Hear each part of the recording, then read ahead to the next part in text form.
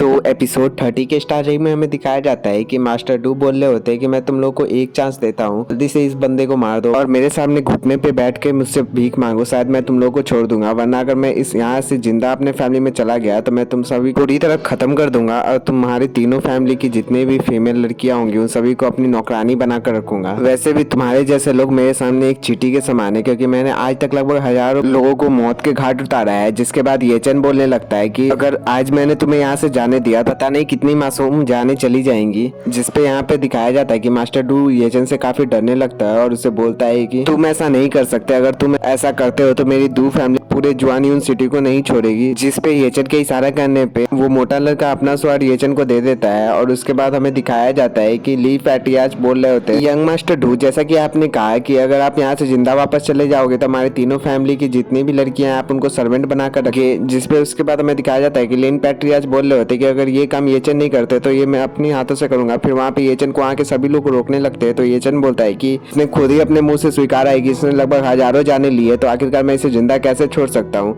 इस पे master do डरने लगता है और बोलता है कि क्वीन चैन आखिर तुम ऐसा कैसे कर सकते हो। तभी क्वीन चैन जल्दी से उसे मार देता है और उसके बाद हमारा सीन दिखाया जाता है कि मास्टर डू वहीं पे मर चुका होता है, जिसे देखने के बाद सभी लोग शॉक हो जाते हैं। और फिर वहाँ पे हॉकिंग बोलता है कि अब तुम में से कोई भी नहीं बचने वाला और जोजो से पागलों की तरह हंसने लगता है और बोलता है तुम में से अब कोई भी नहीं बच सकता है डू फैमिली से, अब मैं तुम सभी का इंतजार हेल में कर रहा हूँ। और उसके बाद वो खुद पे ही अटैक करके खुद की जान लेने लगता है, जिसे देखने के बाद वहाँ पे ग्रैंडफादर लिन चिंता में आ जाते हैं और उसके बाद वहाँ पे दौड़ते हुए जाते हैं और बोलते हैं आखिरकार तुमने ये क्यों किया, मैंने हमेशा तुम्हें अपने खुद के बेटे से ज्यादा महत्व दिया है, यहाँ तक कि मैंने सेकंड एल्डर से बात भी कर ली थी तुम्हें लिन फैमिली का पैट्रियार्च बनाने के लिए, जो कि मैं तुम्हें अगले साल बनाने ही वाला था। अगर तुमने ये जाले नहीं बिछाई होती तो लीन फैमिली का सक्सेसर तुम ही बनते। जिसपे लीना किंग सोच रहा था कि आखिरकार मैं ऐसा कैसे कर सकता हूँ और इसी अफसोस में वो वहीं मर जाता है और जहाँ पे सबको अफसोस हो रहा होता है। फिर उसके बाद हमें अगले दिन का सीन दिखाया जाता है जहाँ पे सभी लोग बोल रहे होते हैं कि do family of Wang city की सबसे पावरफुल फैमिली में से एक है, अब वो लोग हमें इतनी आसानी से जाने नहीं देंगे। जिसपे मास्टर हाई बोल रहे होते हैं कि ये तो हम लोगों के मरने से भी ज्यादा बदतर हो गए, क्योंकि उस सभी फैमिली का बैकग्राउंड काफी ज्यादा पावरफुल है। इसपे पैट्रियार्च बोल रहे होते हैं कि हो सकता है वहाँ पे थर्ड रियलम के मास्टर भी हो। जिसपे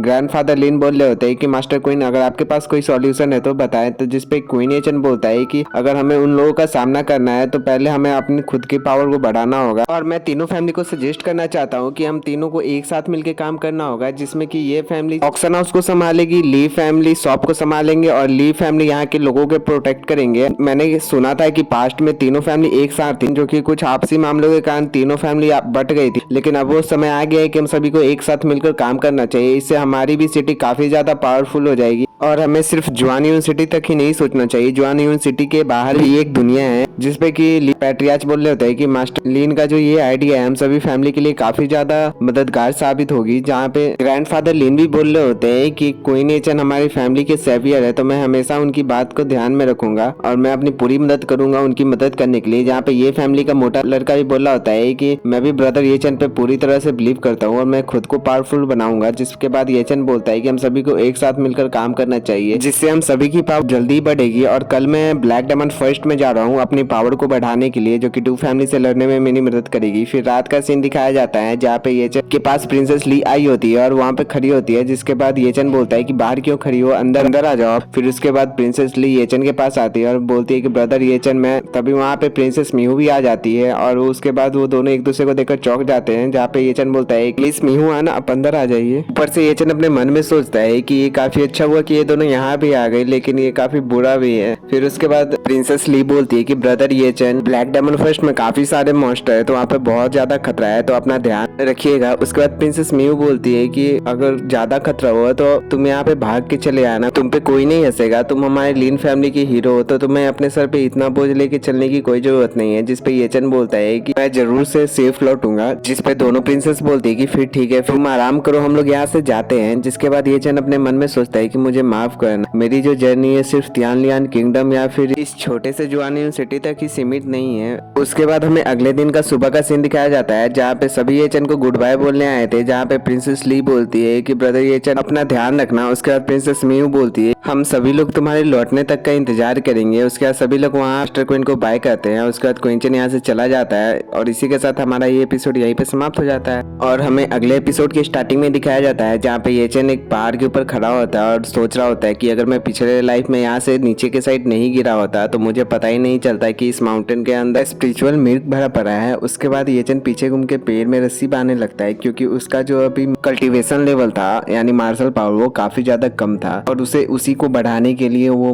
स्पिरिचुअल मिल्क चाहिए था जिसके हेवन एंड अर्थ की पावर है। उसके बाद येचन नीचे के साइड जाने लगता है, तभी उसी पे कुछ सारे कौवे के झुंड करने लगते हैं और उसके बाद वो सब उसके रस्सी को काटने लगते हैं, जिसके बाद हमें दिखाया जाता है कि वो सभी मिलकर येचन पे हमला कर रहे होते हैं, जाके येचन अपने एक नाइफ से उनमें से एक कौवे को मार के नीचे गिरा देता है। लेकिन और भी सारे कौवे के झुंड मिलकर येचन पे अटैक कर रहा होता है, जहाँ पे येचन काफी दिक्कतों का सामना करना पड़ रहा होता है। फिर वो देखता है कि कुछ कौवे वहाँ पे रस्सी को काट रहे होते हैं, जिसे देखने के बाद येचन ऊपर के साइड जाने लगता है, लेकिन तब तक बहुत देर हो चुकी होती है और येचन नीचे के साइड गिर जाता है। लेकिन वो गिरते टाइम अपने नाइफ को उसी पहाड़ में धंसाने लगता है, जिसके बाद हमें दिखाया जाता है कि येचन काफी स्ट्रगल के बाद वहाँ पे रुक जाता है और उसके बाद हमें दिखाया जाता है कि येचन के वहाँ पे नाइफ को धंसाने से पूरे पहाड़ में दरार आ चुकी होती है। जिसके बाद येचन देखता है कि उसके और नीचे वाली उस गुफा में ज्यादा दूरी के अंतर नहीं है। फिर उसके बाद येचन वहीं से जंप लगाकर डायरेक्ट उस गुफा के गेट के पास कूद जाता है और उसके बाद येचन वहाँ पे अंदर के साइड जाने लगता है। मैं कोई भी पार्ट को मिस नहीं करना चाहता, इसी के लिए मैं यहाँ के वॉक को थोड़ा स्पीड में दिखाता हूँ। और उसके बाद येचन अंदर के साइड चला जाता है और उसके बाद वो वहाँ पे देखता है कि जहाँ पे वो स्पिरिचुअल मिल्क था, उसके बाद वहाँ पे वो दौड़ के जाता है देखने और उस स्पिरिचुअल मिल्क को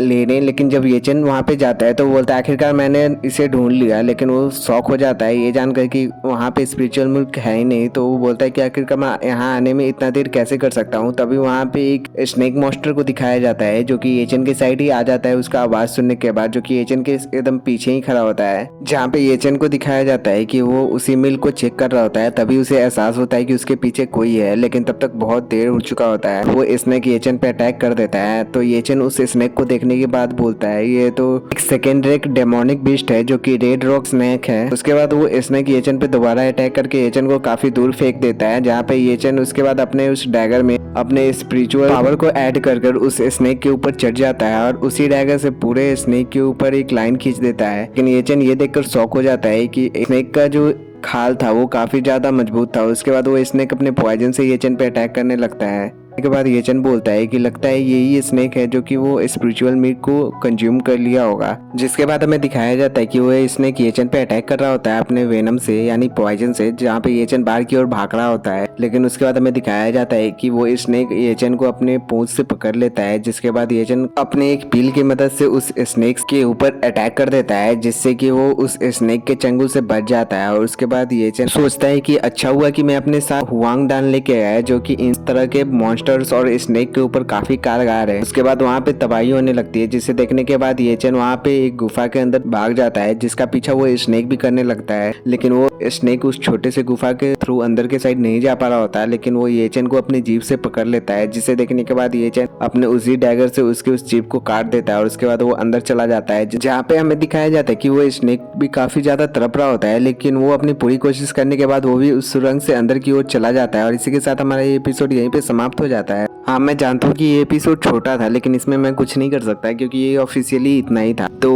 अब नेक्स्ट एपिसोड के स्टार्टिंग में हमें दिखाया जाता है कि येचन उसी सुरंग के थ्रू बाहर के साइड आ रहा होता है, जहाँ पे 2 सुरंग और बने होते हैं, लेकिन येचन पीछे के साइड घूम कर देखता है। फिर वो आगे देखने के बाद बोलता है कि अब सब मेरे लक के भरोसे है। मैं आशा करता हूँ कि इस रेड वाले सुरंग के थ्रू वो स्नेक अंदर के साइड ना आ पाए। फिर उसके बाद वो रेड वाले सुरंग के थ्रू अंदर के साइड चला जाता है, जो कि एक सीक्रेट रियलम की तरफ होती है, जहाँ पे वो सीक्रेट रूम में पहुंचने के बाद दिखाते कि येचन आगे के साइड बढ़ रहा होता है, जहाँ पे एक स्टैचू भी होता है। फिर येचन वहाँ पे उसी स्पिरिचुअल मिल्क को देखता है, लेकिन ये उससे लगभग 1000 गुना ज्यादा पावरफुल थी। और उसके बाद येचन बोलता है कि ये तो 1000 ईयर्स ओल्ड स्पिरिचुअल मिल्क है, जो कि उससे लगभग 100 गुना ज्यादा पावरफुल थी। यहाँ तक कि उसका एक ड्रॉप भी नॉर्मल स्पिरिचुअल मिल्क से 100 गुना ज्यादा पावरफुल है, और मैं इसे पूरी तरह कंज्यूम कर लेता हूँ तो ये लगभग उससे 1000 गुना ज्यादा पावरफुल है। जहाँ पे येचन एक ड्रॉप के लेने के बाद ही येचन का जो जितना भी घाव था वो सभी भर चुका होता है। उसके बाद येचन बोलता है कि यहाँ स्पिरिचुअल मिल्क के एक बूंद को बनने में लगभग 1000 साल लगते हैं, और यहाँ पे तो ढेर सारे स्पिरिचुअल मिल्क है जिसे बनने में लगभग मिलियन साल लगे होंगे। लेकिन यहाँ पे जो ये स्टैचू है इसका मतलब भी कुछ होगा जो कि मुझे नहीं पता। ये भी मिलीनियम ईयर ओल्ड स्टैचू है, जो कि देख कर ही पता चलता है। उसके बाद येचन को पता चल जाता है कि वहाँ पे वही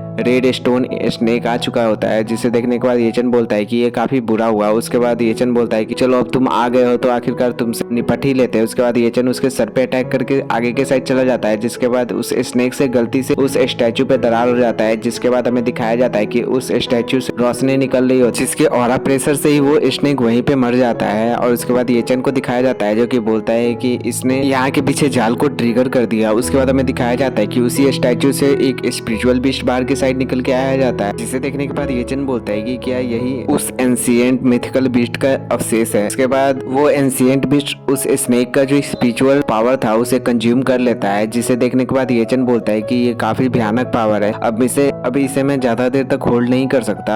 आखिरकार मैंने अभी तक असुओं को बचाया भी नहीं, क्विंसू के भाग्य को बदला भी नहीं, अपने हाउतियान से बदला भी नहीं लिया। उसके बाद हमें दिखाया जाता है कि येचन से उसका जो सोल ड्रैगन था वो बाहर के साइड आ गया था, जिसे देखने के बाद वो बीस्ट भी चौंक जाता है और उसके बाद वो उस स्नेक के एब्जॉर्ब किए हुए सोल पावर को येचन को दे देता है और अपने भी कुछ पावर्स को, जिसके बाद वो बीस्ट बोलता है कि मेरे जो एंसेस्टर है और मेरे क्लैन मेंबर जो कि तुम पे भरोसा करते हैं अब सब तुम्हारे हाथों पर ही है। और इसके साथ ही फिर से वो बीस्ट उसी स्टैचू के अंदर चला जाता है, जिसके बाद हमें बाहर का सीन दिखाया जाता है जहाँ पे बहुत ज्यादा रोशनी बाहर के साइड निकल रहा होता है, जिसके देखने के बाद सभी लोग बोल रहे होते हैं लगता है कोई वहाँ पे रेयर ट्रेजर बाहर की साइड निकला है, तो हमें जल्दी वहाँ जाकर देखना चाहिए। जहाँ पे दो बंदे जल्दी से उसके साइड जाने लगते हैं, जहाँ पे उन्हें वही येचन का बांधा हुआ रस्सी का डोर दिखता है, जिसे देखने के बाद वो लोग भी उसी के थ्रू नीचे के साइड जाने लगते हैं। जहाँ पे पहले बंदे के नीचे जाने के बाद दूसरा बंदा वही पे बंदे रस्सी को चेक करने लगता है और उसके बाद वो नीचे के साइड जाने लगता है, लेकिन उसके ऊंचाई को देखकर वो काफी ज्यादा डर जाता है, जिसके बाद वो पीछे के साइड खसक जाता है। उसके बाद हमें अंदर का सीन दिखाया जाता है जहाँ पे येचन बेहोश पड़ा होता है और उसके ऊपर वही एसेंस होता है, जिसके बाद येचन जब वहाँ पे होश में आता है तो वो इधर उधर देखने लगता है, जिसके बाद वो अपने सामने उस स्नेक को मरा पड़ा दिखता है। जिसके बाद येचन बोलता है कि ये जो पिरल है ये उस स्टैचू के थ्रू यहाँ पे छोड़ा गया है, तो आखिरकार इसे अनलॉक कैसे करते हैं और इसे यूज कैसे करते हैं। जिसके बाद वो अपने मेंटल स्ट्रेंथ का उस पर यूज करने लगता है, लेकिन उससे भी कुछ नहीं होता है। जिसके बाद येचन बोलता है कि आखिर ये कोई रिस्पॉन्स क्यों नहीं दे रहा, चलो इसके बारे में बाद में देखते हैं। फिर येचन उसके बाद उसी स्पिरिचुअल मिल्क के पॉइंट के पास चला जाता है, जिसके बाद वो बोलता है कि ये मेरा अभी तक का सबसे बड़ा गिफ्ट है। उसके बाद येचन वहीं पे बैठ जाता है और सोचता है ये 1000 साल पुराना स्पिरिचुअल मिल्क मेरे इस फर्नेस को रिफाइन करने में जरूर मदद करेगा। उसके बाद येचन उस फर्नेस से कुछ पील निकाल कर वहीं पे कल्टीवेशन करने लगता है और उसके साथ ही वो अपने उसी फर्नेस को रिफाइन करने लगता है। जिसके बाद